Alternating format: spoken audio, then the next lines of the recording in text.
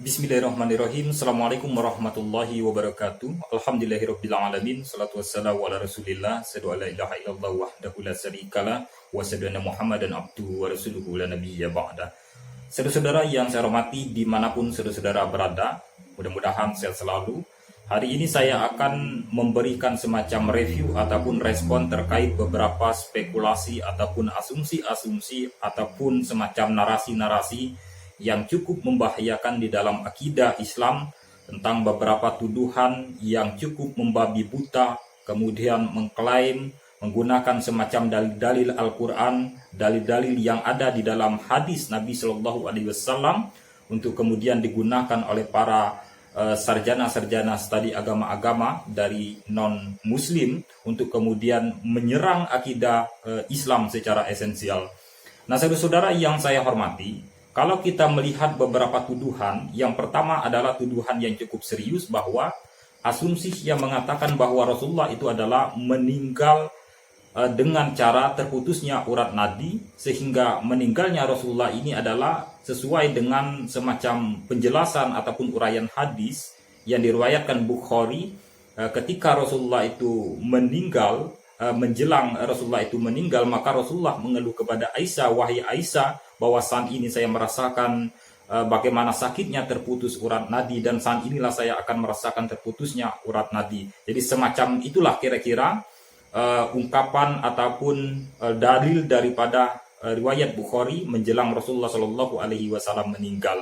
Lalu yang digunakan oleh para sarjana perbandingan agama atau sarjana yang kemudian dari pihak non-Muslim ini, yang digunakan adalah bahwa Rasulullah itu adalah meninggal sesuai dengan Quran surah Al-Haqqah ayat yang ke-44 sampai ayat yang ke-46 yang kira-kira berbunyi, "Wahai Muhammad, sekiranya dia Muhammad mengada-ada dengan menyebarkan paham atau ajaran Islam ini, mengatasnamakan atau menisbatkan ajarannya dengan nama Allah, maka niscaya akan kami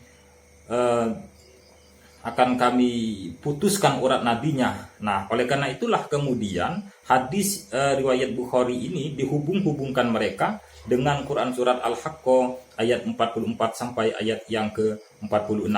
Dengan demikian maka kesimpulan dari spekulasi ataupun narasi dari para non-Muslim ini mengatakan bahwa dengan demikian bahwa Nabi Shallallahu Alaihi Wasallam meninggal dikenakan racun, kemudian juga meninggal dalam keadaan nadi yang terputus, persis seperti Quran surat Al-Haqqah 46, bahwa Rasulullah adalah seorang nabi palsu yang kemudian memberikan semacam paham yang mengada-ada dengan menisbatkan atau mengatasnamakan Allah. Dan hal inilah yang kemudian perlu kita jawab, bukan permasalahan apakah nabi itu meninggal disebabkan oleh racun atau tidak. Karena secara mayoritas kita sepakat bahwa kejadian ketika perang Khaybar di dalam misalnya saja di dalam sirah Nabawiyah, maka jelas sekali bahwa Rasulullah Shallallahu Alaihi Wasallam di sini diceritakan bagaimana ketika Rasulullah itu diberikan racun oleh wanita Yahudi melalui daging yang diselipkan racun ketika Rasulullah Shallallahu Alaihi Wasallam memenangkan perang Siffin.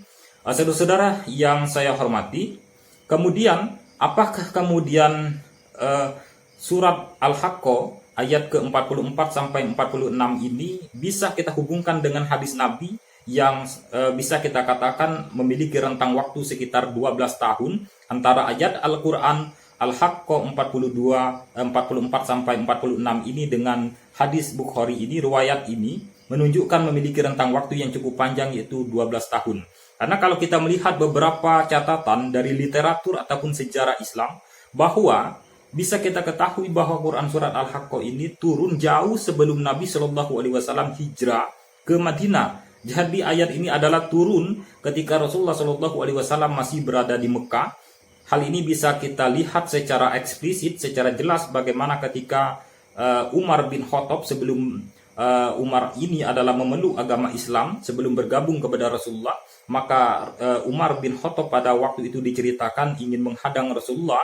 Maka ketika Umar berada di belakang Rasulullah Shallallahu Alaihi Wasallam, maka Umar mendengar Rasulullah Shallallahu Alaihi Wasallam membaca Quran surat Al-Haqqah. Maka pada saat itu Umar bin Khattab merasa tertegun. Nah, dengan demikian saudara-saudara yang saya hormati, maka logika yang paling sederhana dalam menjawab tuduhan dan spekulasi saudara-saudara kita non-muslim ini, maka jelaslah bahwa pernyataan dari asumsi ini tidak beralasan karena rentang waktu dari Al-Quran dengan riwayat Bukhari yang mereka nisbatkan sebagai keluhan Muhammad ini memiliki rentang waktu sekitar 12 tahun.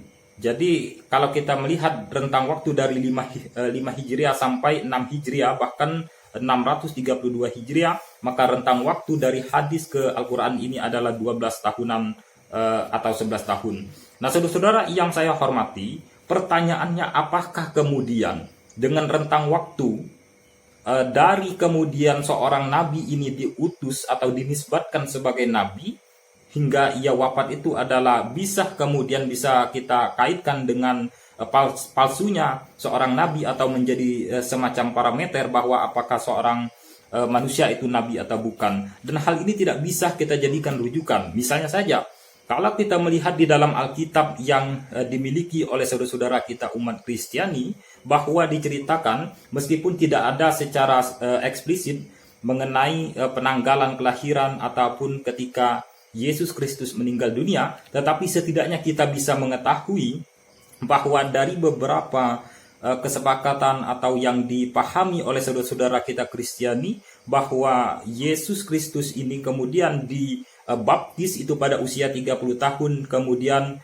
peristiwa penyaliban itu adalah pada usia Yesus ketika berusia 33 tahun. Jadi cuma rentang waktunya adalah 33 tahun. Apakah kemudian dengan rentang waktu yang cukup singkat ini Yesus dibaptis umur 30 tahun kemudian meninggal pada usia 33 tahun menunjukkan bahwa hal ini adalah pembiaran oleh Tuhan, oleh Allah? Apakah kemudian hal ini bisa kita kaitkan misalkan bahwa Yesus itu adalah nabi palsu? Karena kenapa Tuhan tidak membiarkan ia hidup panjang atau setidaknya memiliki waktu yang cukup panjang 10 tahun, 20 tahun untuk kemudian menyebarkan ajarannya secara luas? Tentunya hal ini tidak bisa kita menjadikan parameter dari rentang waktu kehidupan seorang nabi ini menjadi semacam parameter untuk menetapkan apakah ia seorang nabi, apakah dia adalah seorang nabi atau bukan seorang nabi. Jadi tidak bisa menjadi semacam parameter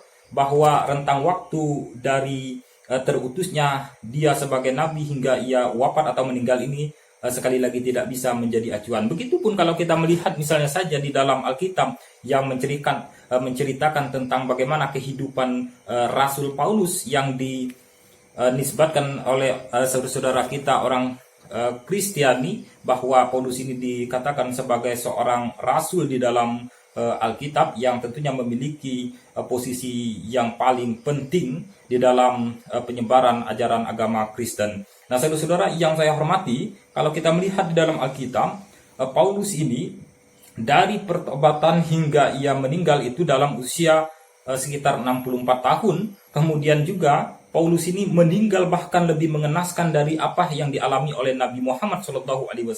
Nah, katakanlah misalkan Muhammad ini adalah meninggal disebabkan oleh racun, bahkan